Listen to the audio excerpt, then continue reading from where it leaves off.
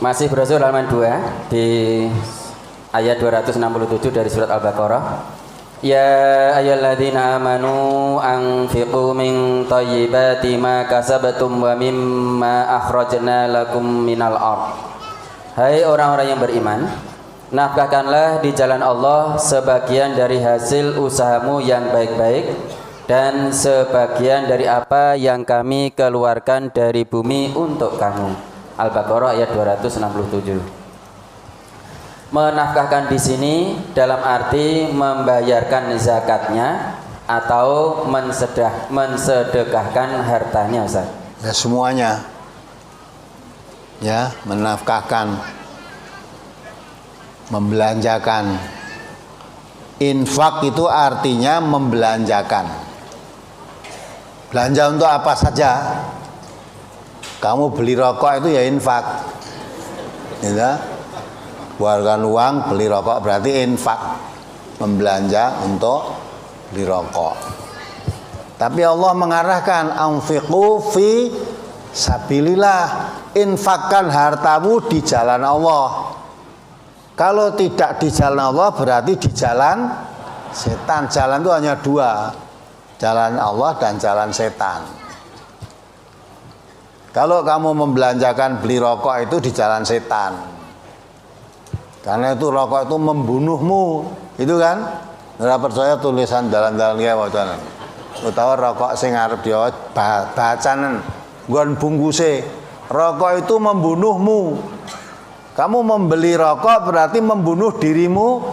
Nah, itu namanya membelanjakan harta yang menganiaya dirinya sendiri. Diberi harta oleh Allah kok untuk menganiaya diri. Dosa itu. Di samping itu ya diberi harta, diberi uang, tidak belanja ke jalan malah dibakar, itu tabdzir. Mubadir itu temannya setan. Innal mubadzirina kanu ikhwana syayatin. Ya, mubadir temannya setan. Alhamdulillah warga MTA sekian ribu warga MTA sudah tidak ada yang rokok. Kalau masih ada delik-delik ini warga ETA gadungan. Ya. Tidak yang ngerokok. Karena sadar, karena ngaji. Ngaji mengerti. Oh, perintah Allah, saya diberi rezeki oleh Allah. Belanjakan harta di jalan Allah. Ya, jelas.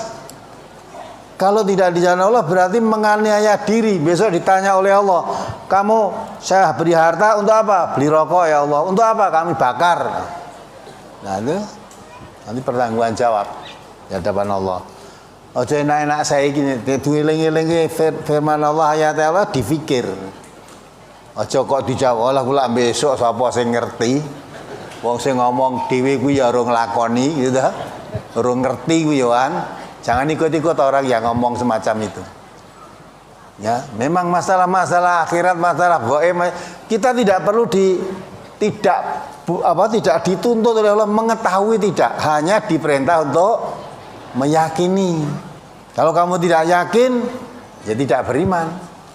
Kalau orang yang beriman itu alladzina yu'minuna bil ghaibi, orang yang mengimani ada yang gaib, termasuk hari akhirat nanti, termasuk nanti kita akan dimintai pertanggungan jawab di hadapan Allah. Harta yang diberikan, nikmat kesehatan yang diberikan, umur yang diberikan, itu nanti itu gaib. Nah, kalau hal gaib itu nanti tahunya kalau kita sudah masuk alam gaib nanti, kalau sekarang enggak. Maka Allah tidak menuntut kita harus tahu hal-hal seperti sekarang, tetapi kita suruh mengimani saja. Ojo ngomong dhewe kuwi ya urung tahu ngerti kok. Selama kamu hidup nggak akan ngerti. Ya. Apalagi Brosur halaman 2 di. Jadi infak tadi ya, kembali pada infak belanjakan harta. Termasuk zakat. Ya. Zakat itu infak wajib. Infak wajib itu zakat. Nah, tidak yang infak yang tidak wajib ya sedekah. Sedekah itu infak sunnah. Ya. Tetapi kalau memang orang tidak mau sedekah, tidak mau sedekah, bukan berarti tidak salah wong sunnah. Kalau kamu tidak pernah mau sedekah, berarti kamu orang bakhil. Ya. Kalau kamu membayar zakat, tidak termasuk apa? Bukan sekedar pakai wong zakat itu memang bukan milikmu. Kita diberi harta oleh Allah, sebagian itu milik orang lain supaya dikeluarkan. Kalau kamu tidak mengeluarkan zakat, bukan sekedar kamu bakhil, tapi kamu merampas hak orang lain, mencuri. Zaman Khalifah Abu Bakar, orang yang tidak mau zakat dinyatakan apa? Murtad. Kamu sudah keluar dari Islam. Ya. Nah, kalau kita wong tidak sholat saja masih Islam, ya. Kadang-kadang orang sholat mati tidak sholat, itu kan mau dini rebutan kok. Iki di sholatnya, iki ora, sholatnya ora. Padahal jelas tidak sholat, tapi sudah syahadat dia. Syahadat dia jadi manten dulu, saya anaknya 15, putune 30, urung sholat, kafir dia. Karena yang membedakan Islam dan kafir adalah sholat. Siapa meninggalkan sholat berarti kafir, walaupun sudah syahadat. Ya. Maka nek wong Islam wis syahadat itu tindak lanjuti sholat. Karena syahadat itu pengakuan tidak ada Tuhan kecuali Allah. Pengakuan Muhammad utusan Allah. Nah kalau kamu mengaku utusan Allah, Muhammad itu diutus untuk apa? Ya. Kalau kamu mengakui Allah sebagai Tuhanmu, tidak ada yang pantas disembah kecuali Allah, lah mengapa kamu tidak menyembah? La ilaha illallah, tidak ada ilah, tidak ada zat yang pantas disembah kecuali Allah, lah mengapa kamu tidak menyembah Allah? Nah, maka kafir kan? Nah, kalau zaman Abu Bakar As-Siddiq tidak murtad, sudah murtad, tidak zakat itu diperangi. Ya. Sekarang wong Islam orang salat barang direken Islam, delok KTP ini apa? KTP ini Islam, berarti nek mati salatke gitu. Padahal nanti di hadapan Allah tidak ada urusan KTP, di sana tidak ditanya. Pertama kali bangkit dari kubur baru akan ditanyakan bahwa KTP para kowe. Enggak. Awalu ma yuhasabu bil abdu as-shalah. Pertama kali manusia bangkit dari kubur ditanyakan oleh Allah nanti salatnya. Salatmu bagaimana? Fa in saluhat saluha sairu amalihi. Kalau salatnya baik, semua amalnya baik. Wa in fasadat fasada sairu amalihi.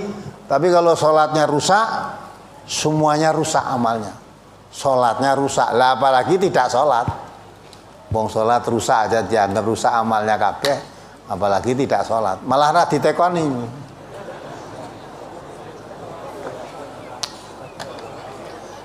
Mangan oh ya udah tempatmu di sana. Ora usah ditekoni malah.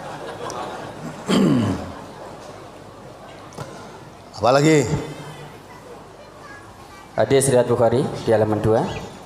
Anil Miqdami radhiyallahu an Rasulillah sallallahu alaihi wasallam qala ma akala ahadun ta'aman qattu khairan min an yakula min amali yadihi wa inna nabiyallahi Dawud alaihi salamu kana yakulu min amali yadihi. Rawal Bukhari.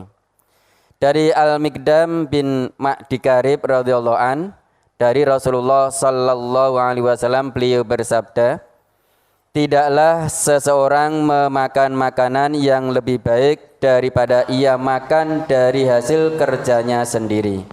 Dan sesungguhnya Nabiullah Dawud alaihissalam dahulu makan dari hasil kerjanya sendiri. Hadis riwayat Bukhari. Pertanyaan, apa yang dimaksud dengan hasil kerja sendiri?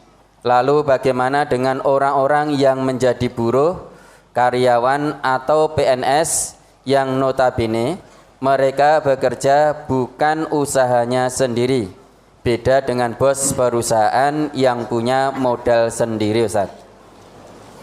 Mula dadi bos. Ya toh? Kamu dadi bos lebih baik daripada dadi buruh. Ya. Nek buruh kuwi nyugihke bose, nek bos ora nyugihke buruhe. Ya, kamu buruh perusahaannya jadi maju, gajimu tetap sekian itu. Ya, mulai jadi buruh, jadi bos kabeh. Lah nek kabeh dadi bos, buruhe sapa? Seranggo buruh. Tandangi dhewe kabeh itu toh. Jadi maksudnya begitu hasil usaha sendiri itu jangan minta-minta, jangan jaga ke pemberian orang lain. Maka di situ ada kan orang minta-minta. Akhirnya panggil oleh Rasulullah. Ya. Kamu punya apa? Punya ini dan ini, punya pelana kuda lah. Ya. Tawarkan Rasulullah. Orang ini punya pelana, alat untuk naik kuda itu loh, kendali kuda dan sebagainya. Rasulullah mengatakan, siapa mau membeli ini? Ya. Ada sahabatnya, ya Rasulullah saya membeli 1 dirham. Wis dinyang 1 dirham, masih ditawarkan lagi oleh Rasulullah. Siapa yang mau menambah? Nah, jadi kalau ini lah sudah ditawar orang kok masih ditawar lagi, boleh karena itu namanya apa? Lelang. Jadi lelangan itu boleh. Tapi kalau orang mau beli sudah ditawar, sebelum dia melepaskan kamu datangi kamu tawar nggak boleh. Hadisnya yang lu menawar barang yang ditawar orang lain belum putus tidak boleh. Tapi itu yang lelang siapa? Akhirnya sahabat ada, saya ya Rasulullah 2 dirham. Masih Rasulullah, ada yang mau nambah? Tidak, ya sudah diberikan 2 dirham tadi. Orang tadi dipanggil, ini 1 dirham untuk makan kamu dan keluargamu. Ya, 1 dirham dibelikan alat oleh Allah sampai Rasulullah ya, sampai Rasulullah sendiri diberikan kampak, sampai Rasulullah sendiri yang garani kampak itu, garani dengan kayu. Setelah digarani, kasihkan orang itu. Nah, kamu cari kayu ke hutan, kamu jual jadi uang, lebih baik daripada kamu hidup meminta-minta. 15 hari kamu tidak boleh ketemu saya. Pergi ke hutan 15 hari tidak boleh ketemu saya. Maksudnya suruh kerja ojo termulih wae 15 hari baru. Akhirnya setelah 15 hari datang pada Rasulullah, ya Rasulullah, saya sudah 15 hari bekerja di hutan, alhamdulillah saya sudah mengumpulkan uang 10 dirham. Dari 1 dirham dikumpulkan karena kerja 10 dirham. Itu namanya usaha sendiri. Kalau kamu minta-minta aja enggak, tapi kalau kamu kerja sendiri, hasil keringatmu sendiri, ya berkah dan mulia kamu. Ini mendidik orang juga jangan sampai jangan suka menjadi pengemis, walaupun pengemis itu kaya. Ya, sering lihat di TV pengemis no duitnya simpan dengan guru pakai elek no isinya 25 juta juga. Ada lagi omahe baik. Ya. Ngemis dari daerah mana datang ke Jakarta, uripe ngemis, sugih deh. Nah, hasil dari pengemisan itu ya, itu tidak menjadikan kamu mulia, tapi mencoreng mukamu sendiri. Maka Rasulullah mengatakan sebaik-baik orang itu yang makan dari hasil keringatnya sendiri. Sampai tadi diterangkan Nabi Daud alaihissalam, dalam riwayat diterangkan Nabi Daud itu tukang kayu. Ya, jadi hasil dari dia misalnya kayu kayak saya ini saja membuat mebel terus dijual, hasil karyanya sendiri. Nah, kamu jadi buruh ya yang buat gawe ini. Buruh tani macul ke sawah orang, ya itu dibayar, ya dah. Tapi pas sawah uang, lah nek entuk paculna sawahmu dhewe. Tapi wong kuwi timbang ngomong dipaculke tak peke wae nek entuk gitu. Nah, artinya orang itu berarti kamu bekerja hasil keringatnya sendiri. Keringatnya. Nah, kamu jadi pegawai negeri, ya, kamu digaji karena apa? Ya, karena kerja. Ora kemringet, ya ora kemringet, tapi otaknya yang kerja. Nek kerja mung jagake otot dengan jagake pikir, lebih mana? Ya, hasilnya lebih banyak hasil pikir. Apalagi sekarang bangsa ahli IT kuwi. Kita ora nyambut gawe muteng-muteng ning meja karo duting-duting apa ngono. Kowe gembrobios genjot becak saka kene sar legi. Ya. Genjot becak gembrobios tenan. Iya.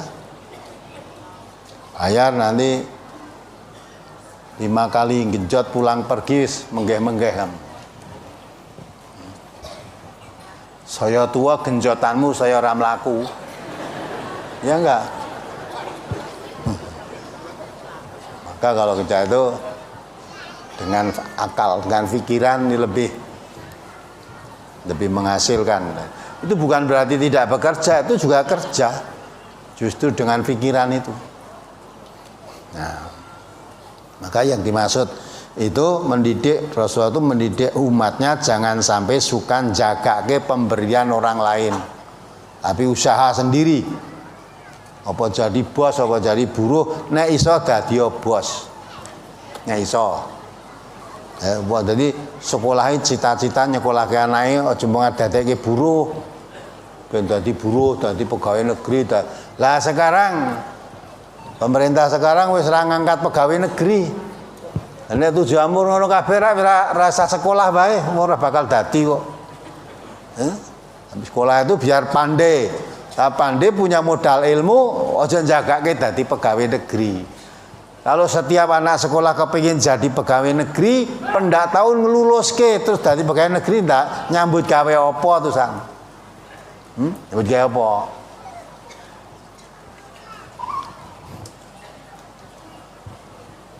Ya, maka itulah ide anak itu. Jangan kalau bisa jadi wira swasta, syukur jadi pedagang. Nabi kita itu mengatakan 90% Allah memberi rezeki itu lewat perdagangan.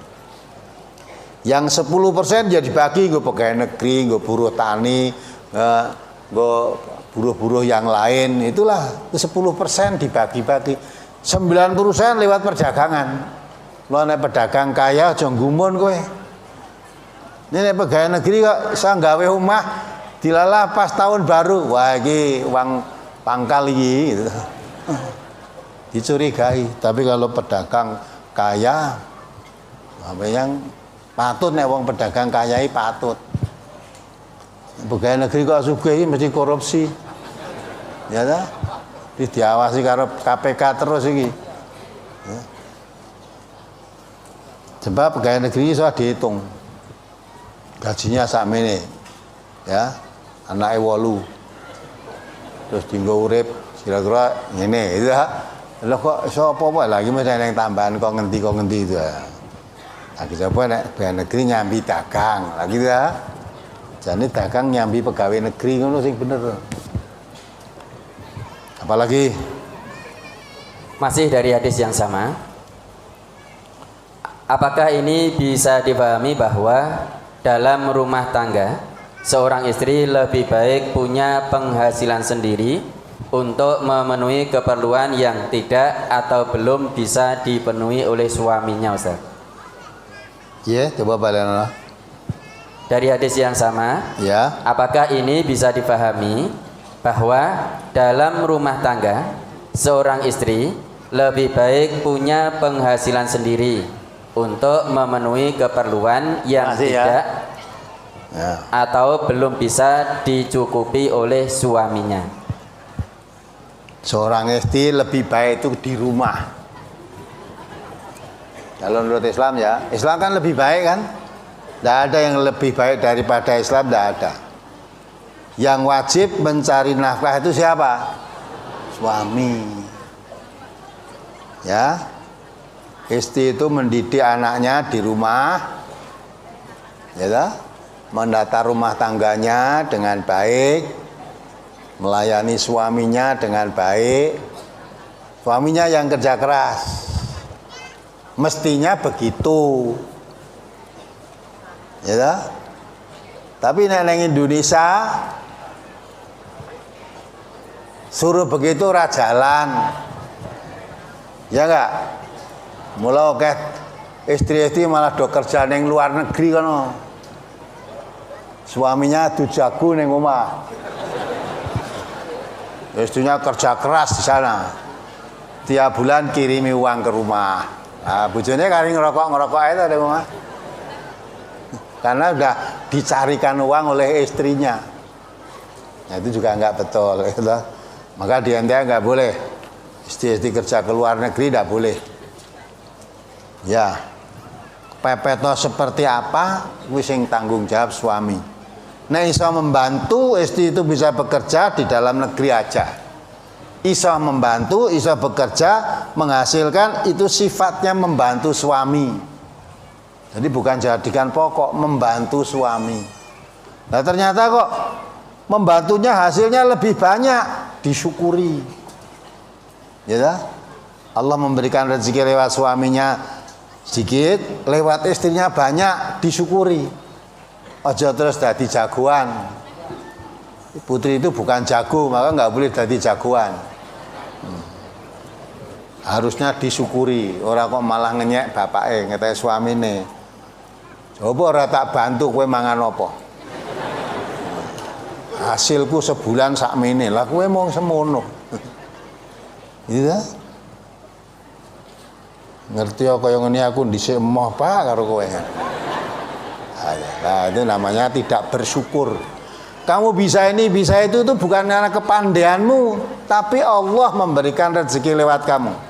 Aja kemayu nek dibayar rezeki. Iku masamu serba bisa toh. Kok lagi kamu dikasih sakit vertigo wis ra iso apa-apa. Vertigo itu tahu?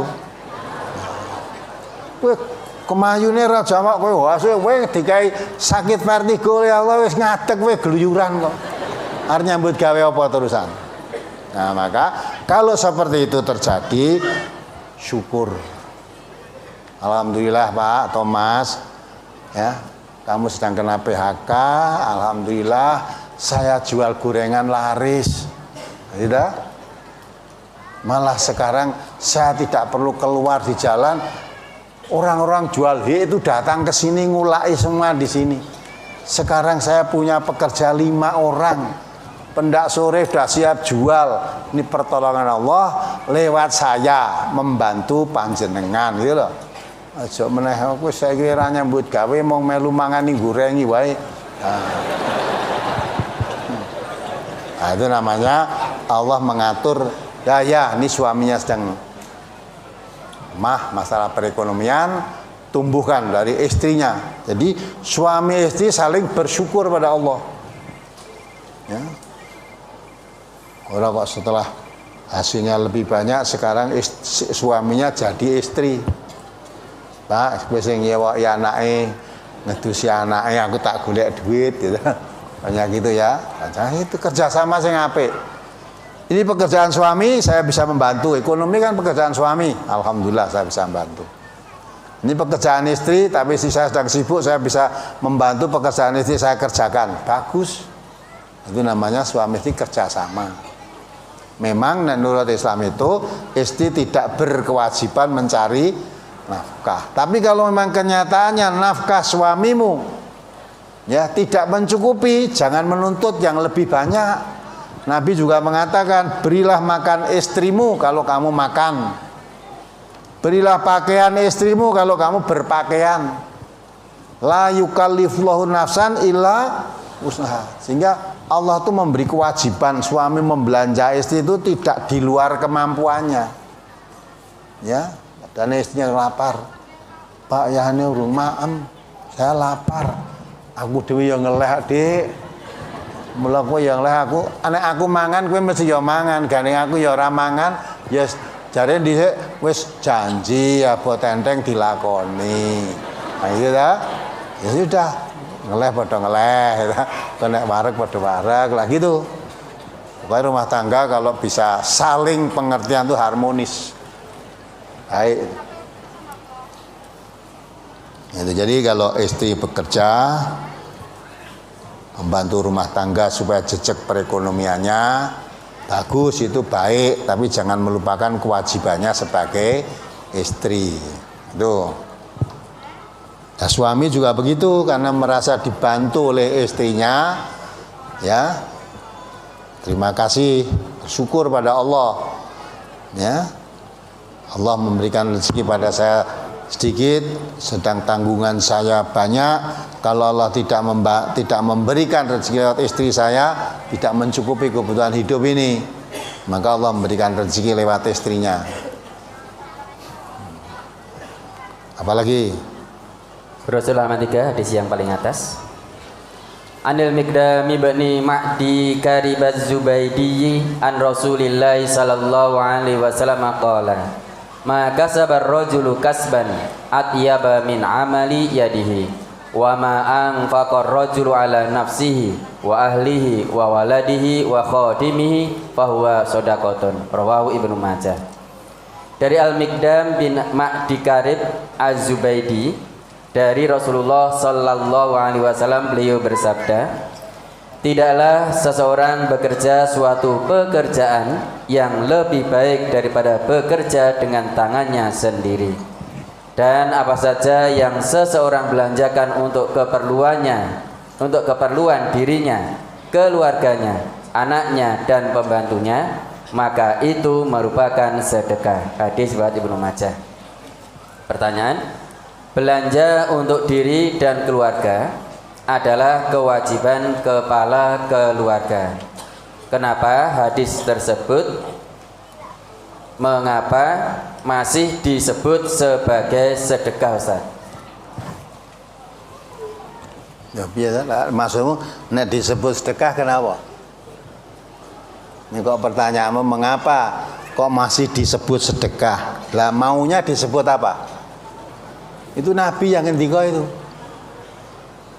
Memberikan belanja pada anak, memberikan pada istri, memberikan untuk dirinya sendiri itu sedekah. Lah kok ora trimo mau disebut apa coba? Ya. Jadi orang memberi sedekah itu dapat pahala apa tidak? Nah, jadi kamu memberi makan istrimu, memberi makan anakmu, memberi makan dirimu sendiri, itu kamu mendapat pahala. Tapi kalau kamu mogok makan, tidak mau makan, mogok, dosa. Karena wali jasadika hakon. Untuk jasadmu itu ada hak yang harus dipenuhi. Ya, jasad tubuh kita itu ada hak untuk dijaga kesehatannya. Maka kalau sakit berobat, kalau lapar makan, kalau haus minum, itu memberikan hak badan. Memberikan hak jasadmu itu kamu dapat pahala. Memberikan sedekah pada istrimu dapat pahala. Memberi anakmu dapat pahala. Sehingga kalau kita mau memperoleh pahala, ya di rumah itu banyak harus kita lakukan dapat pahala. Termasuk dirinya sendiri. Maka kalau memberikan sedekah pada dirinya mendapat pahala, kalau menyiksa dirinya dosa. Ya, memakan sesuatu, ya, meminum sesuatu yang mengakibatkan menyiksa diri.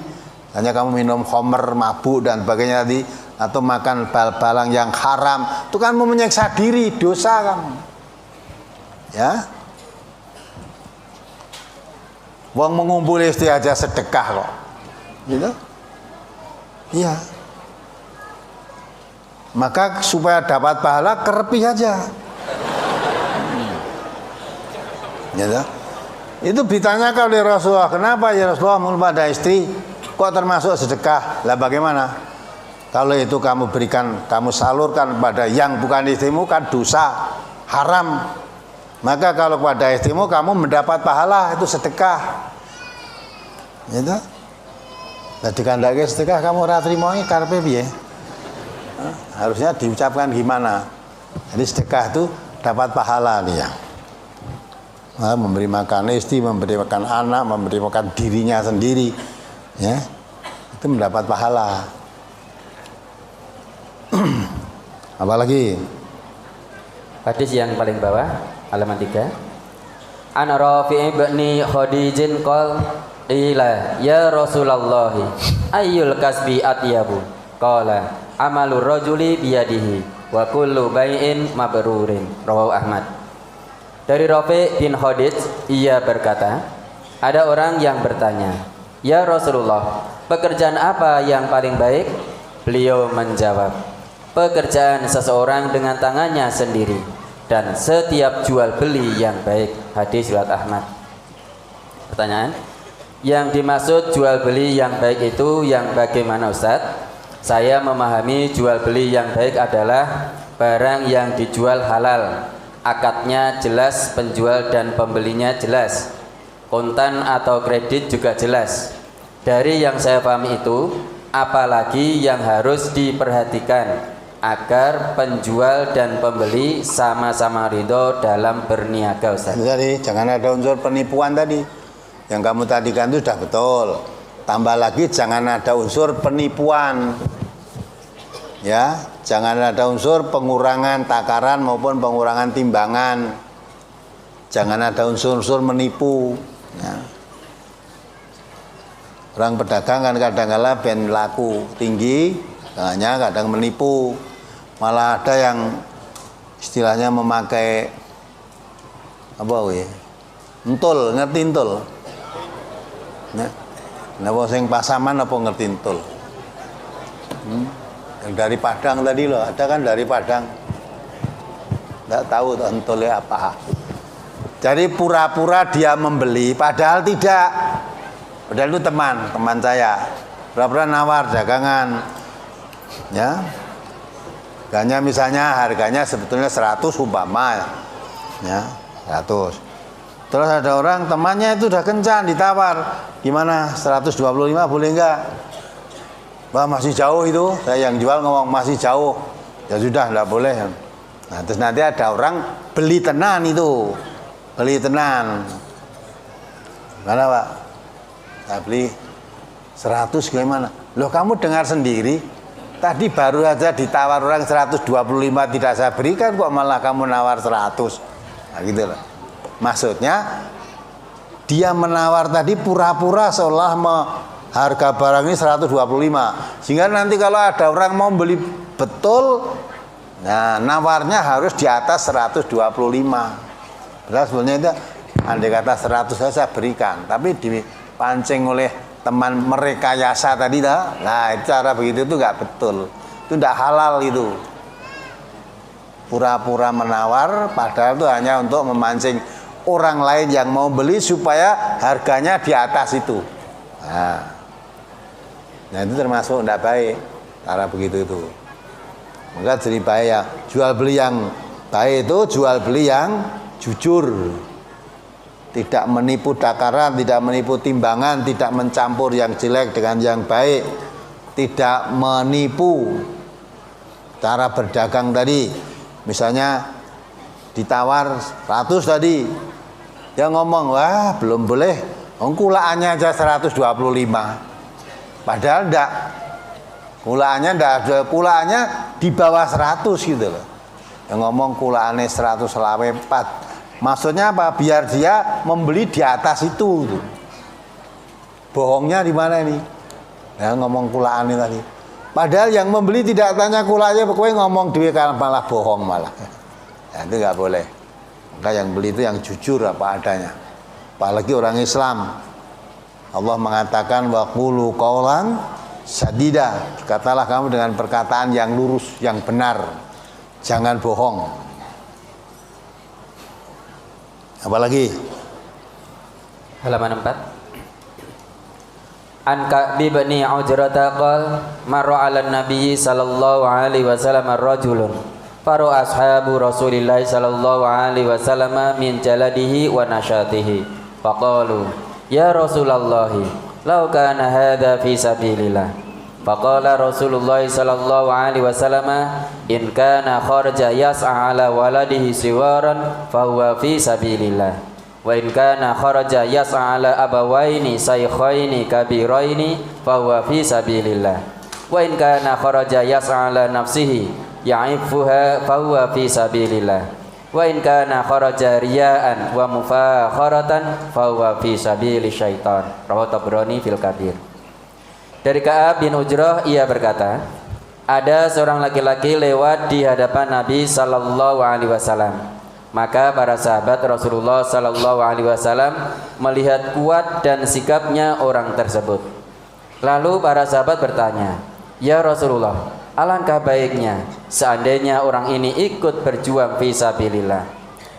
Lalu Rasulullah sallallahu alaihi wasallam menjawab, "Jika ia keluar untuk bekerja mencarikan kebutuhan anaknya yang masih kecil, maka ia fi sabilillah. Jika ia keluar bekerja untuk mencarikan kebutuhan kedua orang tuanya yang sudah lanjut usia, maka ia fi sabilillah. Jika ia keluar untuk bekerja mencari kebutuhannya sendiri agar terjaga kehormatannya, maka ia fi sabilillah. Tetapi jika ia keluar karena riya atau pamer dan kesombongan, maka ia di jalan syaitan." Hadis riwayat Tabrani dalam Al-Kabir. Pertanyaan, seandainya keluar untuk bekerja lalu ada suatu musibah sehingga meninggal, apakah dia mati syahid karena mati fi sabilillah, Ustaz? Jadi bukan dia mati syahid, dia mati di jalan Allah. Mati fi sabilillah, bukan mati fi sabili syaiton. Ya. Yang mati fi sabilillah itu. Jadi ada orang sahabat-sahabat Nabi kumpul. Betul ada orang yang badannya keker kuat gitu. Kuat. Kalau dahulu badan keker kuat itu sangat dipentingkan karena dalam perang itu yang diperlukan apa? Fisiknya. Dulu perang itu adu arep, ketangkasannya dan fisiknya, kekuatannya. Kita melihat orang ini, sahabat bilang, "Wah Rasulullah, ya Rasulullah, andai kata orang ini ya digunakan tenaganya fisabilillah, alangkah bahagianya dia, alangkah untungnya dia." Nah, Rasulullah mengajarkan fisabilillah itu, sabilillah itu hanya dalam peperangan saja. Dia bekerja keras untuk mencukupi kebutuhan anak-anaknya yang masih kecil, masih di tanggungannya, maksudnya itu sabilillah. Dia bekerja keras untuk mencukupi kebutuhan orang tuanya yang sudah tua, itu sabilillah. Dia bekerja keras untuk mencukupi kebutuhan dirinya supaya tidak meminta-minta, menjaga kehormatan dirinya, dia juga sabilillah. Jadi sabilillah jangan dikiranya perang saja, itu juga sabilillah gitu. Jadi Rasulullah tadi menjelaskan karena sebagian pengertian sahabatnya tadi melihat orang kuat, kokoh dan tangkas, nah dikata itu kuatannya untuk fisabilillah, alangkah hebatnya Rasulullah ya. Nah dikata orang ini ikut berjuang fisabilillah, alangkah baiknya. Jadi pengertian sabilillah itu hanya perang. Ya, Rasulullah menjelaskan dia cari makan untuk anaknya, cari makan untuk kebutuhan orang tuanya, cari makan untuk kecukupan dirinya, menjaga kehormatan, jangan minta-minta. Itu termasuk sabilillah juga gitu loh. Maka kalau dia mencari nafkah, pergi mencari nafkah dari kemudian mati di jalan, ya mati di jalan Allah dia. Mati fi sabilillah. Bukan mati di fi sabili syaiton. Nah, itu. Apalagi? Kemudian maksud, tetapi jika ia keluar karena riya, yakni pamer dan kesombongan, maka ia di jalan syaitan. Mohon penjelasannya. Ya, jelas. Nah kalau keluarnya tadi dia riya, riya itu apa tuh? Pamer itu apa? Dipamerkan kepada siapa? Manusia. Jadi dia bekerja keras bisa biar dapat pujian orang. Wah ini bapak yang baik. tanggung jawab pada istrinya, tanggung jawab pada anaknya. Wah, di bapak yang baik, gemati neng wong tuane. Yang diinginkan itu ya dapatnya hanya itu. Ya. Karena dia bekerja tadi supaya dapat pujian dari orang, ini anak yang berbakti kepada orang tua. Ini bapak yang tanggung jawab pada anaknya. Yang diharapkan itu, maka dapatnya yaitu. Tapi kalau yang diharapkan itu ridhonya Allah, saya berkewajiban cari nafkah anak saya berkewajiban memberikan nafkah untuk orang tua saya, bagi bekti anak pada orang tua, berkewajiban. Ya tak? Lah kalau itu merasa berkewajiban pada Allah, saya bekerja ini hanya mengharap ridhonya Allah. Perkara orang nanti mau memuji atau mencela atau tidak dihiraukan, dicela ya tidak didengar, dipuji orang yang tidak didengar. Bukan dicela surut, dipuji tambah maju, bukan begitu. Nah itulah. Maka kalau dia keluarnya itu hanya untuk dapat pujian orang, ya tidak dapat apa-apa, malah dosa ya. Karena riya itu syirkul asghar. Riya itu syirik kecil. Walaupun kecil, namanya syirik, ya dosanya besar. Syiriknya kecil tapi dosanya besar. Apalagi?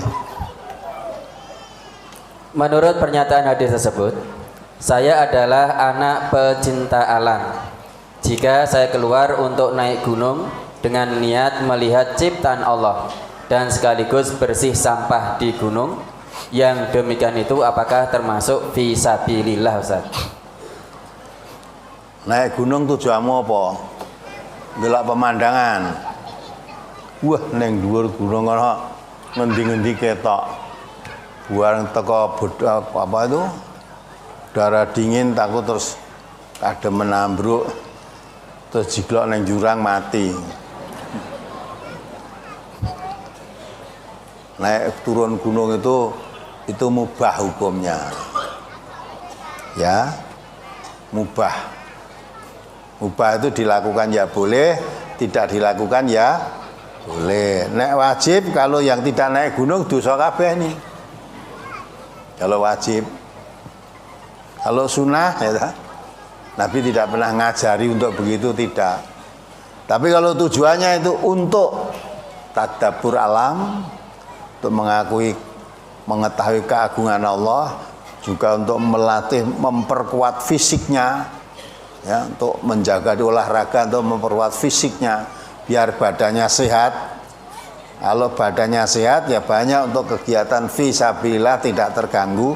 Nah itu niatnya begitu, dapat pahala. Karena menjaga, memberikan hak dirinya tadi, memelihara diri, memberikan kesehatan pada dirinya. Nah, maka semua tergantung niatnya. Kalau niatnya itu lurus, dapat pahala. Tapi kalau niatnya sekedar dulan, ya mubah tadi. Sekedar dulan, biar ngerti pandangannya neng dhuwur kono piye keadaannya, lah kamu tahu. Untuk cerita, ya.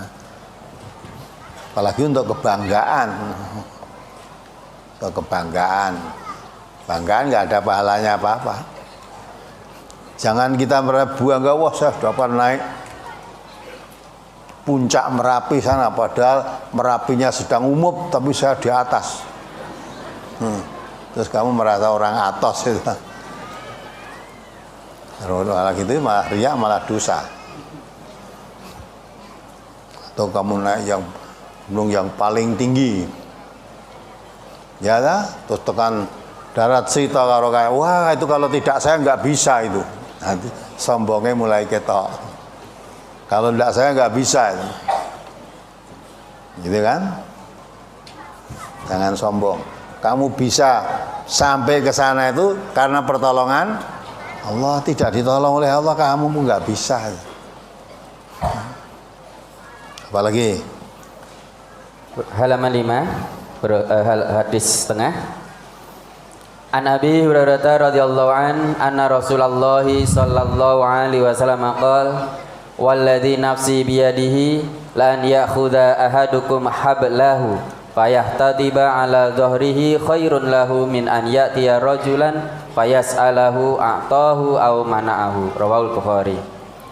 Dari Abu Hurairah radhiyallahu an bahwasanya Rasulullah sallallahu alaihi wasallam bersabda, demi Tuhan yang jiwaku di tangannya, sungguh seseorang di antara kalian mengambil tali lalu mencari kayu bakar dan membawanya di atas punggungnya adalah lebih baik baginya daripada ia datang kepada seseorang untuk meminta-minta, baik orang itu memberinya maupun tidak memberinya. Hadis riwayat Bukhari. Pertanyaan, mencari kayu bakar di sini di kebunnya sendiri atau milik orang lain, Ustaz? Yang baik itu cari kayu bakar itu neteli pagere tanggane. Masa gitu kok ditanyakan, ya? Dari kebun mencari kayu bakar ya. Tadi katakan kamu pergi ke hutan sana, lah kan weran di hutan atau terus hutan babati jatiwi. Nah, dosa kamu. Maksudnya ini tekanannya kamu bekerja kok ndak tekoke. Ini kan diterangkan toh? Mencari kayu bakar dan membawanya di atas punggungnya. Lah kalau membawa gerobak bagaimana? Kok enggak gitu? Jadi kayu bakar terus kok ke punggungnya dipikul atau digendong gitu loh. Yang punggungnya gegere. Itu lebih baik daripada kamu hidup meminta-minta. Tekanannya ini bekerja walaupun mencari bakar. Terpaksa digendong yang gegere kan abot itu. Ya. Kalau tidak di punggung dibawakan gerobak boleh enggak Ustaz apa gitu. Nah, tekanannya itu kerja sendiri dengan keringatnya sendiri tadi loh. Itu lebih baik daripada kamu meminta-minta. Walaupun kamu minta mungkin kadang diberi, kadang tidak diberi. Ya dah? Itu lebih baik kamu kerja sendiri. Walaupun harus cari kayu bakar. Terus kamu jual. Nah, tekanannya di situ ialah bekerja dengan tenaganya, dengan kekuatannya yang bisa menghasilkan sesuatu untuk mencukupi kebutuhan dirinya, itu lebih baik daripada kamu mencukupi kebutuhan dirimu dengan cara meminta-minta. Apalagi dulu sebelum liburan sekolah, saya dan teman-teman saya pernah berjanji jika nanti pertama kali masuk sekolah, kami semua diharuskan membawa makanan untuk dibagi-bagikan ke teman. Pertanyaan, teman saya yang tidak membawa makanan seperti yang dijanjikan dan hanya memakan makanan yang kami bawa, apakah teman saya tersebut digolongkan orang yang meminta-minta, Ustaz?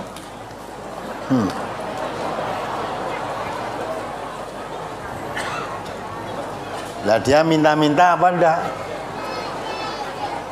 Temannya membawa makanan, satu orang enggak membawa, apa terus minta-minta dia?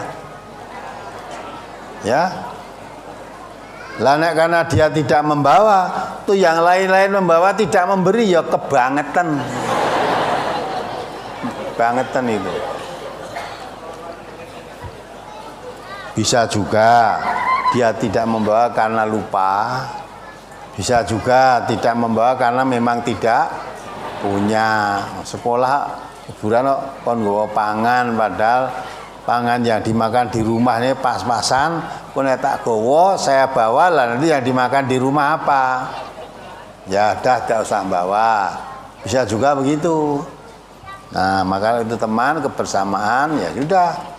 Jawablah yang tidak bawa nggak usah diberi. Nah, itu kan bukan teman itu.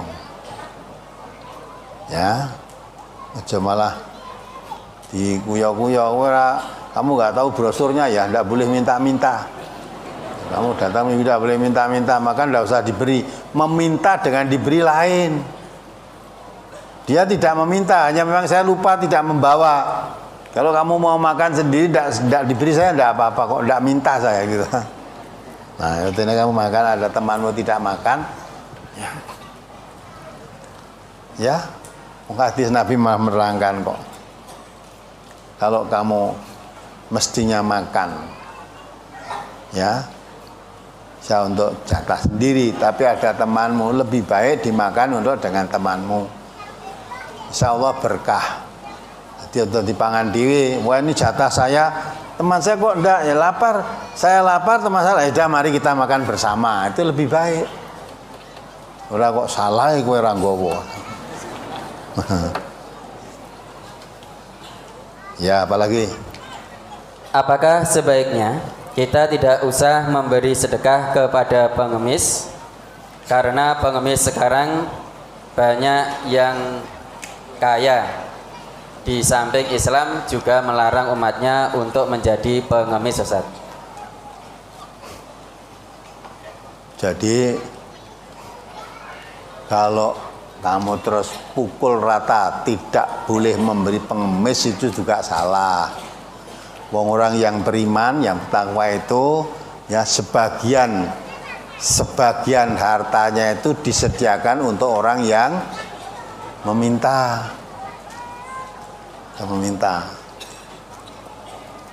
Ya, ada orang yang meminta, memang harus dia minta. Misalnya fisiknya cacat, sudah tua, mau kerja apa? Kerja ngelamar buruh, ini mesti ora ditompo. Mau kerja apa? Misalnya hanya minta, lihat maka dilihat orangnya. Kalau lihat orang ini sudah tua dan fisiknya pun cacat, andai kata kamu berpikir, andai kata ini bekerja, ya mau bekerja apa? Ya udah tuh orang macam itu diberi. Nah, ini masih muda, gagah masih muda, ya toh. Lalu malah coba wenehi. Paling nanti diberi untuk beli apa? Nah, rokoknya jadi lumayan, kadang diberi untuk minuman mabuk-mabukan wi. Nah, belum rasa diberi malah dinasihati, masih muda kok minta-minta, kamu kerja. Nah gitu. Tapi dengan kata yang baik, rasa diberi. Jadi kalau ada meminta-minta di jalan masih muda-muda ini malah coba itu mendidik malas, tidak mau kerja. Kalau semua orang kompak tidak mau memberi, no, akhirnya dia ya kerja. Tapi kalau orang yang memang fisiknya dah tidak mampu, memang orang sudah tua, sampai minta-minta, mestinya kita berpikir positif. Mungkin anaknya juga tidak punya, atau mungkin tidak punya anak, mungkin anaknya sama-sama tidak punya, ya sehingga dia terpaksa, meminta itu terpaksa. Itu diberi. Apalagi? Halaman 6, hadis yang di atas. An Abi Hurairah taqal sami'tu Rasulullah sallallahu alaihi wasallam yaqul la an yaghdua ahadukum fayahtiba ala dhahrihi fayatasaddaqa bihi wa yastaghniya bihi minan nasi khairun lahu min an yas'ala rajulan a'tahu aw mana'ahu dzalika fa innal yadal ulya afdalu minal yadis sufla wabda biman ta'ul. Rawahu Muslim. Dari Abu Hurairah ia berkata, saya mendengar Rasulullah sallallahu alaihi wasallam bersabda, sungguh seseorang di antara kalian pergi mencari kayu bakar dan membawanya di atas punggungnya. Lalu dari hasilnya itu ia bisa bersedekah dan tidak minta-minta kepada orang, adalah lebih baik baginya daripada ia minta-minta kepada orang, baik orang itu memberinya atau tidak memberinya. Karena tangan yang di atas itu lebih baik daripada tangan yang di bawah. Dan mulailah memberi nafkah orang yang menjadi tanggunganmu. Berkaitan dengan perkataan dan mulailah memberi nafkah orang yang menjadi tanggunganmu. Apakah semua yang menjadi ahli waris kita itu termasuk tanggungan kita? Dalam artian kaum kerabat yang kita nafkahi tergantung skala prioritas kebutuhan hidupnya dan mampu tidaknya dalam hal ekonomi, Ustaz. Nah, yang menjadi tanggunganmu itu siapa? Siapa? Terutama yang menjadi tanggung jawabnya siapa? Anak istri. Ya keluarganya, anak istrinya. Ora wong sak kampung kon mene kabeh. Ora wong sak kampung dulur kabeh iki anake Lie, anake Pak Dene, anak dulur kabeh. Maka yang menjadi tanggungan itu anak dan istrinya. Itu yang diutamakan. Jadi utamakan memberi nafkah itu orang yang menjadi tanggungannya. Nah, orang yang menjadi tanggungannya yaitu keluarganya, bukan saudara-saudaranya. Saudara tidak jadi tanggungannya itu. Apalagi halaman 6 masuk ke halaman 7 sampai halaman 8. Saya langsung baca artinya, Ustaz. ya. Dari Anas bin Malik bahwasanya ada seorang laki-laki Ansor datang kepada Nabi sallallahu alaihi wasallam lalu meminta kepada beliau.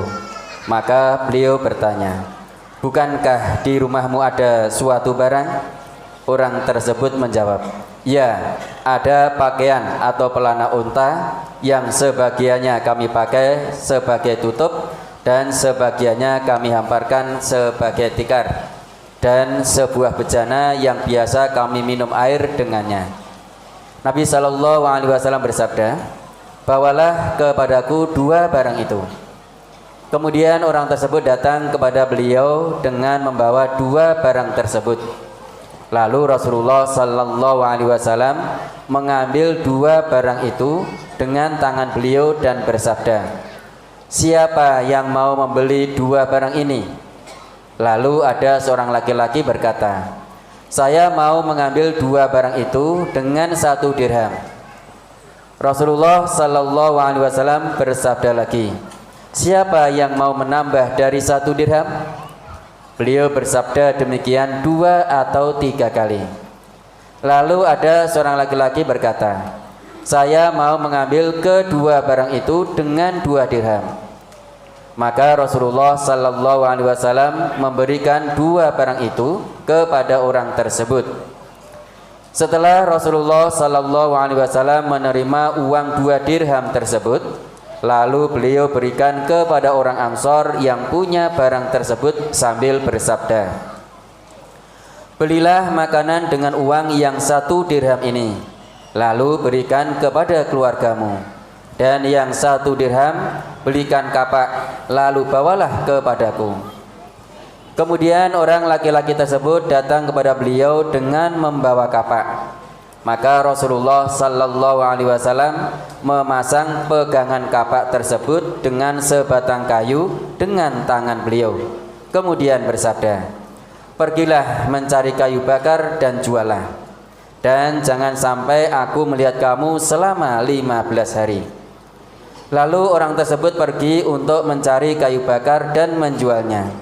Kemudian setelah 15 hari, orang laki-laki tersebut datang kepada beliau dan sudah mendapatkan hasil 10 dirham, yang sebagian untuk membeli pakaian dan yang sebagian untuk membeli makanan.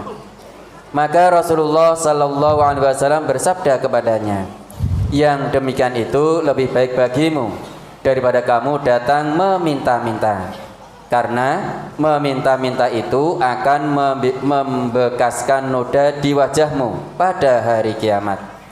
Sesungguhnya meminta-minta itu tidak pantas dilakukan kecuali oleh 3 golongan, yaitu orang yang sangat fakir, atau orang yang terbeban hutang, atau orang yang harus membayar diat atau tebusan yang sangat memberatkan." Hadis riwayat Abu Dawud. Pertanyaan, jika saya memiliki makanan, terkadang teman-teman saya memintanya, sedangkan di hadis orang yang meminta-minta akan berbekas wajahnya di hari kiamat. Itu bagaimana, Ustaz? Nah, bagaimana? Temanmu minta, kamu bawa makanan, kamu minta tadi, kamu beri apa tidak? Ya, tanya dulu, ketika temanmu minta, kamu beri enggak? Jadi yang dimaksud dilarang meminta-minta tadi, orang meminta-minta tidak mau bekerja untuk mencukupi kebutuhan dirinya.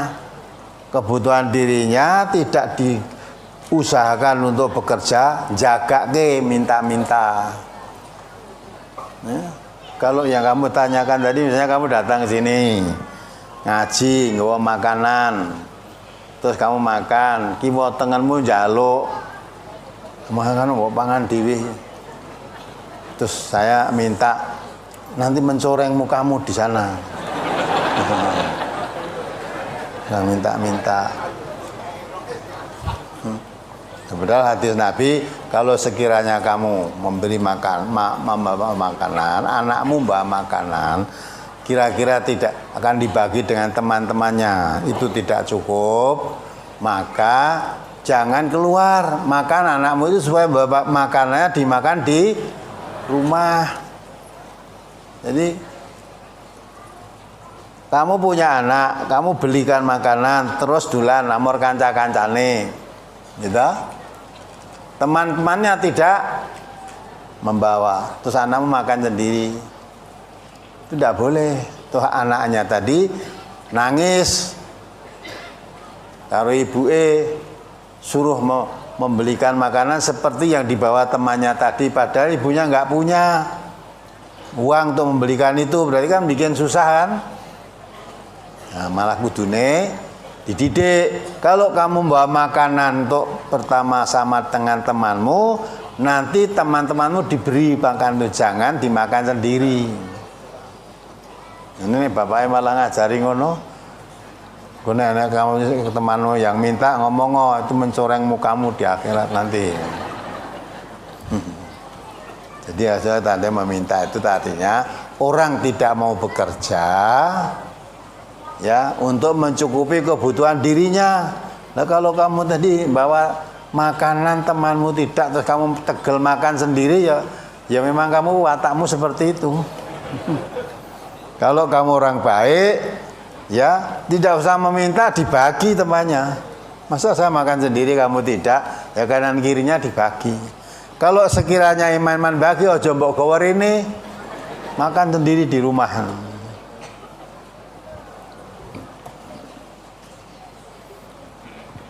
Maka ngaji itu perlu baca hadis, dipahami sendiri itu belum tentu tahu, ya. Sebab kalau seperti tadi, paman seperti kamu jadi orang bakhil, mau makan, padahal temanmu sekedar minta, ya biar sekedar makan, disuguh dimakan bersama kan dapat pahala, ya. Dan tidak jaga untuk kebutuhan dirinya, enggak jaga dia juga bekerja. Andai kata beli makan seperti itu ya bisa, ya. Bukan akhirnya ngajak jajan bersama. Si muda sekarang ditraktir lah, ya banyak. Ayo kita habis ngaji kan udah lapar ini, ya kita masuk orang makan bareng, ya makan bareng. Sing bayari satu orang, ya.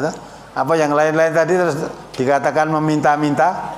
Tidak, wong kamu tadi yang ngajak saya kok. Nah, kamu mengambil tempat, daripada kamu meminta, lebih baik kamu beri. Hadis tadi bahwa itu tangan di atas itu lebih baik daripada tangan yang di atas itu maksudnya memberi. Tangan yang di bawah itu meminta.